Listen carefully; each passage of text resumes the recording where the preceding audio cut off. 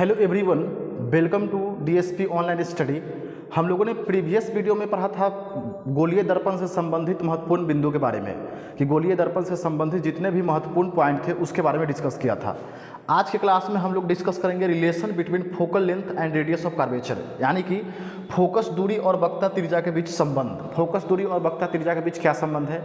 Exam में इस topic से 5 नंबर प्रूव करने के लिए भी पूछता है और इसके बाद 2 नंबर में इससे न्यूमेरिकल भी क्वेश्चन भी रहता है और ऑब्जेक्टिव में भी एक आध क्वेश्चन इससे रहता है। आइए देखते हैं पहला संबंध क्या है। तो पहला संबंध है कि फोकस दूरी जो होता है वक्रता त्रिज्या का क्या होता है, आधा होता है। क्या होता है? फोकस दूरी जो होता है वक्रता त्रिज्या का क्या होता है, आधा होता है। फोकस दूरी को किससे सूचित करते हैं? तो स्मॉल एफ से सूचित किया जाता है। वक्रता त्रिज्या को किससे सूचित किया जाता है? आर से। ये है क्या? वक्रता त्रिज्या।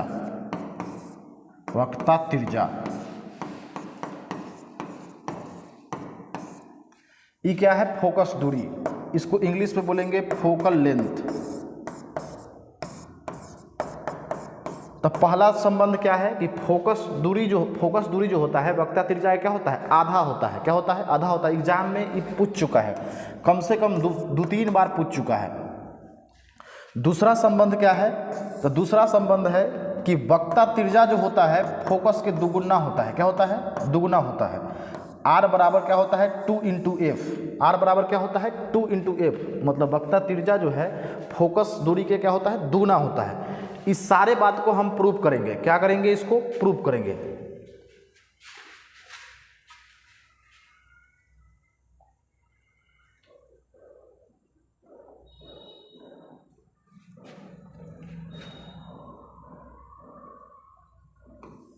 मान लीजिए क्या है, एक दर्पण है।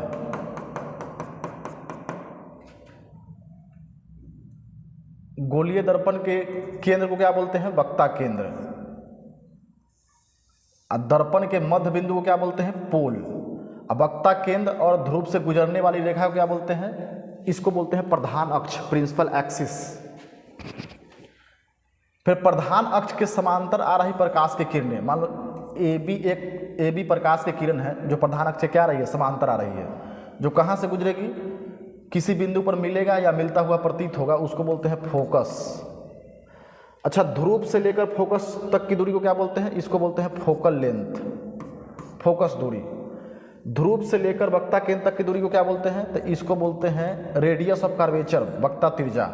और दर्पण के चौड़ाई को क्या बोलते हैं? इसको बोलते हैं द्वारक। आइए देखते हैं। अब यहां से एक अभिलंब खींच देंगे तो यहां पे क्या बन रहा है? कोण बन रहा है ए बी सी। तो एंगल ए बी सी जो है किसके बराबर हो जाएगा? एंगल सी बी एफ के बराबर हो जाएगा। किसके बराबर हो जाएगा? एंगल सी बी एफ के बराबर होगा। किसके अनुसार हो जाएगा? इसको मानते हैं पहला इक्वेशन। इसको मानते हैं पहला इक्वेशन कि एंगल ए बी सी जो है एंगल सी बी एफ के क्या होगा? बराबर होगा। किसके अनुसार? तो प्रकाश के परावर्तन के नियम के अनुसार। प्रकाश के परावर्तन के नियम के अनुसार। प्रकाश के परावर्तन के नियम के अनुसार। नियम के अनुसार जो होगा ये बराबर होगा।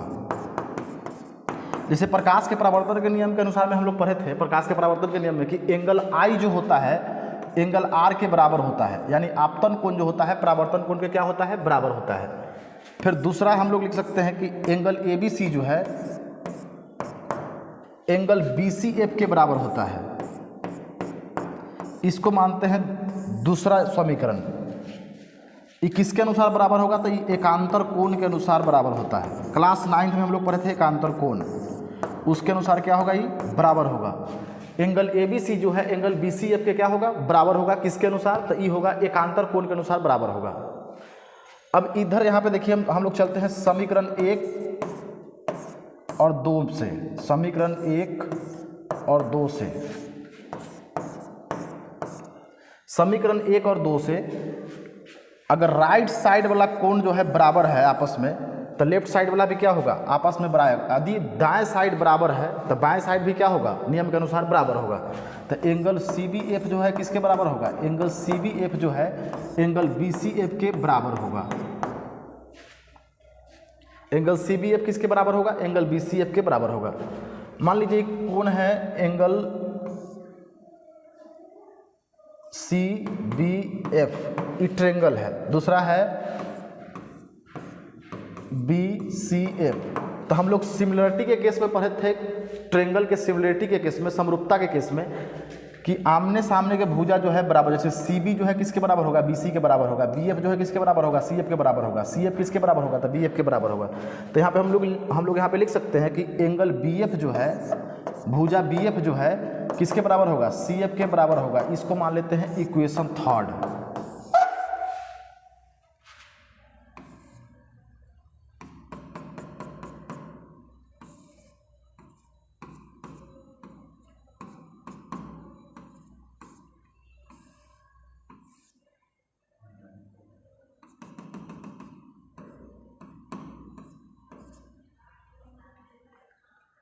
अच्छा, हम लोगों ने उससे पहले क्या देखा था कि भुजा बी एफ जो है भुजा सी एफ के बराबर है, मतलब बी एफ साइड जो है सी एफ के बराबर है, किसके अनुसार, तो सिमिलरिटी के अनुसार, त्रिभुज के समरूपता के अनुसार क्या है, बराबर है।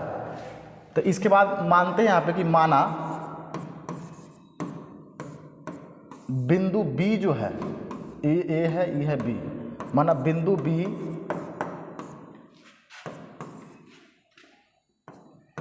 पी के बहुत नज़दीक है, पी के क्या है, बहुत नज़दीक है।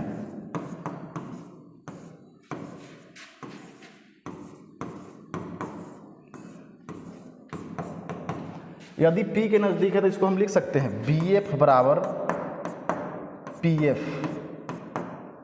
क्या है कि बी जो है क्या है, पी के बहुत नज़दीक है, तो नज़दीक है तो इसके लिए पी के जगह पर हम बी भी तो लिख सकते हैं। तो क्या लिख सकते हैं इसको, बी एफ बराबर पी एफ।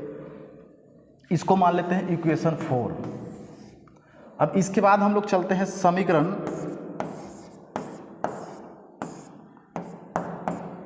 3 और 4 से, from equation 3rd and 4th।